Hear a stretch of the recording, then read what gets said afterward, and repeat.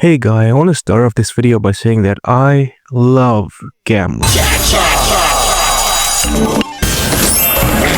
There's no better feeling other than seeing the bright colors flash as you sink in your precious materials for a chance of a big jackpot, and then losing everything in your pockets and get beat up by loan sharks. Gambling is a huge adventure, a fun one, a thrilling one. If you're a gambler like me and you're down deep in debts, just remember the old saying, all in on red. Sun Tzu, The Art of War. Now granted, I've never actually gambled any actual money in my time because I'm not financially stable enough to do that, also because it's treated like first-degree murder here. Call me a fake gambler all you want, but I have played multiple gacha games in my time. I was a little wee 6th grader at the time on my 2013 Motorola searching for a game to play until I found the holy grail that was Honkai Impact 3rd. This game was my first ever introduction into anything gambling related and also anime woman. I remember uninstalling the game multiple times because I was scared my mom would find it too much for a kid my age. Nevertheless, I played it for a couple weeks for the gameplay, not knowing what the hell was going on, and quit.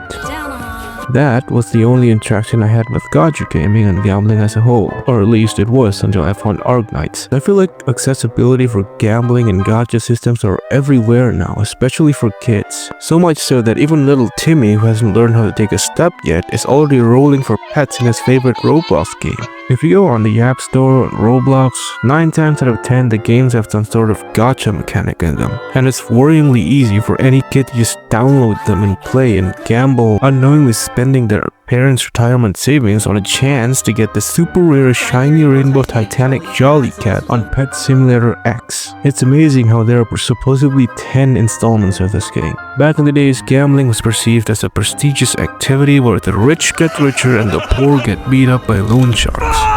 An activity where you bet your newborn child in a game of poker with a side of margarita. And it should be kept that way and not be promoted to oblivious kids who just want the shiny rainbow cat in the Lego game. I find it hard to believe that this problem of generalizing gambling, most prominently to kids through video games, is not being talked about more. Because the house always wins and there are no better crowd to make fall into their schemes other than oblivious little kids. As ironic as it sounds, and as much as I view gambling as an activity for adults, the casinos in Las Vegas are actually experiencing a drop in tourism. This article by New York Post says that the people who visited Las Vegas was down 11% compared to last year. And it's because we youngins don't go there to gamble at all. Ah yes, us Gen Z kids. Why don't we ever want to spend thousands to go into a fuck-off city in the middle of a random fuck-off desert to spend thousands more on gambling machines when I can just do it here at home? You've probably seen Twitch streamers promote gambling websites like I don't think I can say them here on YouTube, but you've at least seen streamers gamble their money away online in one of these sites. There are compilations of these people gambling and losing and then raging like they didn't know this is all a system deliberately made to make them lose all their money while hyperventilating and ranting to chat. God, these are all grown adults who can vote. Imagine where they'd be now had they used all that effort gambling on a job. Gambling addiction is a scary thing that can send the most financially stable looking person you know into a downward spiral of debt and misery. And it doesn't help that nowadays they have access to a place for gambling at any time, anywhere on their phone and laptop or PC, whatever they want. It's especially bad here in the 9th circle of hell, also known as Southeast Asia, where online gambling is a very massive problem in the country and most probably the continent. And the government's effort to stop them with varying efforts and successes, which thankfully they're also gambling. This fucking place.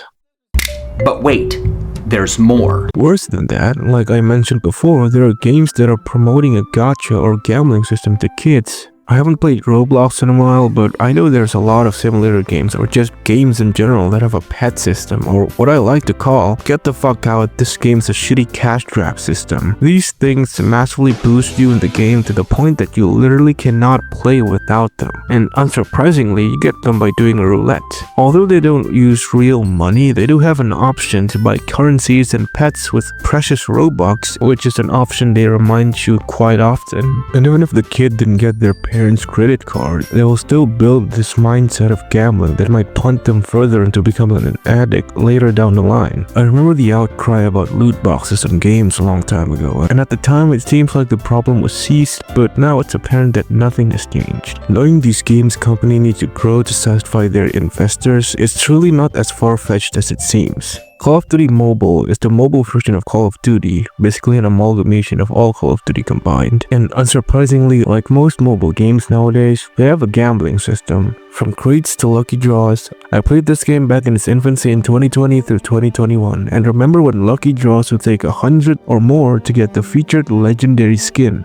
And because that's not enough, they added a tier above legendary called mythical, and that took more money to gamble to get the skin and max it out. Yes, there was a level system to them. If I remember correctly, it was maybe $1,000 to max it out. Don't quote me on that. Even with the absurd price tag, it was such a success that as of 2025, Call of Duty Mobile reportedly have made $3 billion across its lifetime. And hearing a profit margin like that, it's probably ringing the bells of other AAA developers. I mean, why bother when they already have $30 skins in an $80 game? They're just gonna add a gambling system, a lucky draw system to make it more fun for the players. I think I've mentioned gacha games enough in this video, but I'm gonna focus on it a bit more. These games literally revolve around being a casino. Most games have rates at 0.6 for an SSR, or at least Hoyo games have that low of a rate, and the highest one I've seen is Arknights at 2% chance for an SSR. But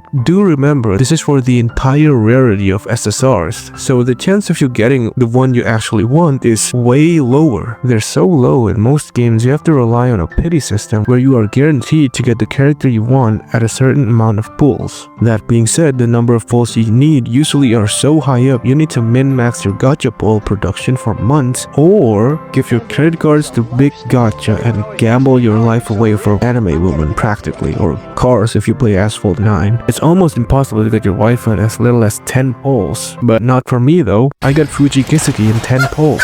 That's right, I wrote this entire section and this video to flex that fact. I am clearly the best at gambling. I am booking a flight to Las Vegas right now. But anyway, that's all really I have to say about gambling. And as much as I want Arknights Enfield to not be a gacha game, like many things, they're only gonna get worse, and more games like that will come out inevitably. And with so many kids being into these kind of games, like the boomers said about our generation, they are so unbelievably cooked.